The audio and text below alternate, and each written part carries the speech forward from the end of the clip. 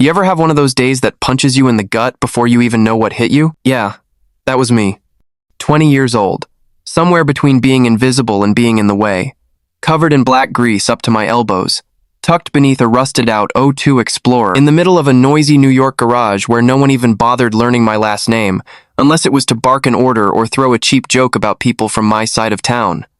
Outside on 54th and Lexington, the world roared horns screaming, jackhammers rattling the sidewalks, fluorescent lights buzzing above like they were bored of it all. Inside, just another morning. Folks laughing at their own jokes, sipping burnt coffee, rolling through the same routine like it was written in stone. Me? I was sweating through my jumpsuit, flat on my back, wrench in hand, working like my name was etched on the damn sign outside. Because for me, this wasn't just about a paycheck. This was survival. Every hour in that garage was for my mom working nights at the hospital, holding a mountain of bills that didn't care about dreams. Every turn of that wrench was for a version of me no one else believed in, a future I wasn't even sure I had the right to imagine. The garage had its own rules, unwritten but clear. The veterans got the respect. The rookies, you got the scraps. And if you were a black kid with ambition, you were just the guy who fetched tools and kept your head down. "Rookie!" someone yelled, tossing a grimy rag my way. They laughed, like it was all in good fun, but it never was. That laugh always carried something extra, something meant to shrink you. So I played the part, silent, efficient, invisible, until the day that code broke. It was around 10:30 when he walked in. A big guy, rough around the edges, heavy boots stomping the floor, tattoos crawling up his neck like bad news. He looked like the kind of man folks avoided on the subway, and the whole place went still. He wasn't mad, just breathing heavy, like his lungs were working harder than they should. Desperate. That Hell's Angel patch on his jacket, it screamed trouble to anyone who cared to look, and they looked. One customer leaned in and whispered to his wife, "What's he doing here?" Like he'd brought danger with him. He stepped up to the counter, voice cracked. "My daughter's in the ER uptown," he said. "I need my bike fixed fast." Kim, the receptionist, didn't even blink, nails tapping against her phone, eyes locked on the screen. "Take a seat," she muttered. "Someone will get to you." He shook his head. "I don't have time." She snapped back, louder this time. The line behind him shifted. Someone scoffed.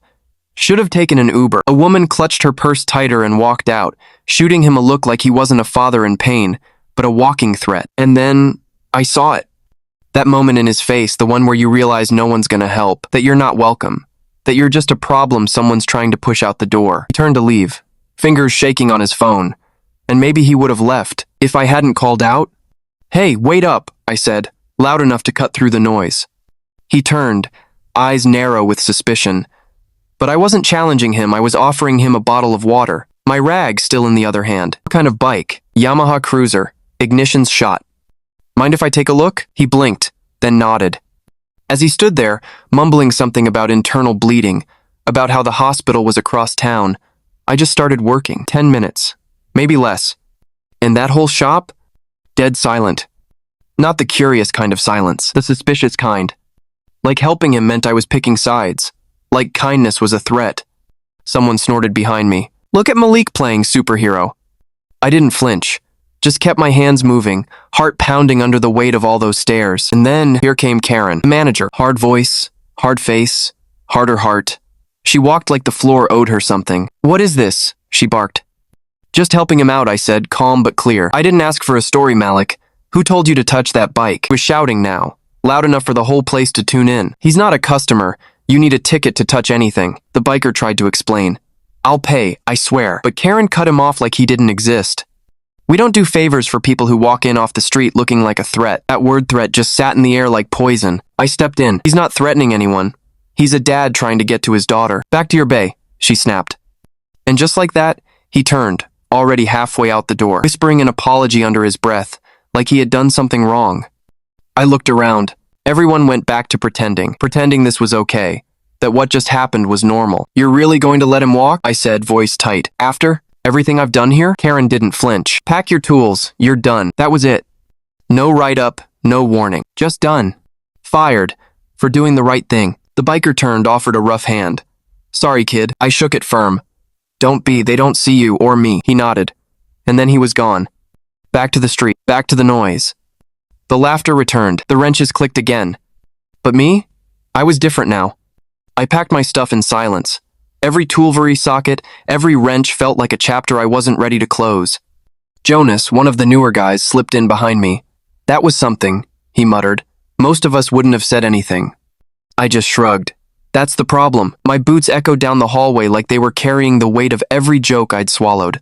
Every time I bit my tongue and hoped for respect that was never coming. I stepped outside, thought the day was over, but he was there. The biker, waiting by the curb. "I thought you'd be at the hospital," I said. "She's stable," he nodded. "Thanks to you. Why'd you come back?" He looked me in the eyes. Clear, unshaken. "Because no one should get punished for doing the right thing." We shook hands again.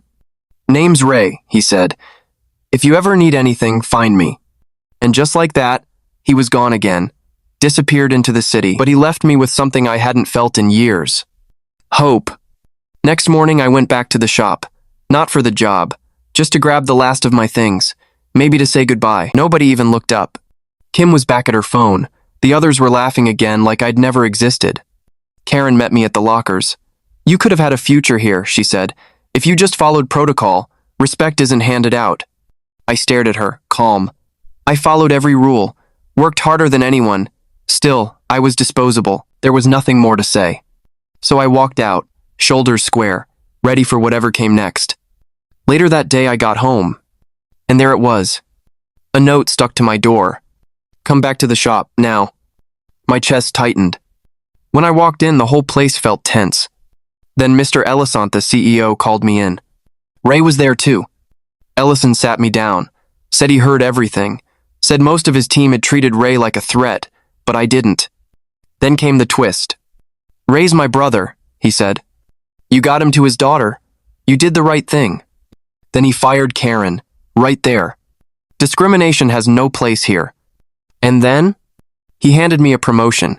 Lead tech, my own team, a real paycheck, real respect. Ray clapped me on the back. "You saw me when nobody else would. That matters."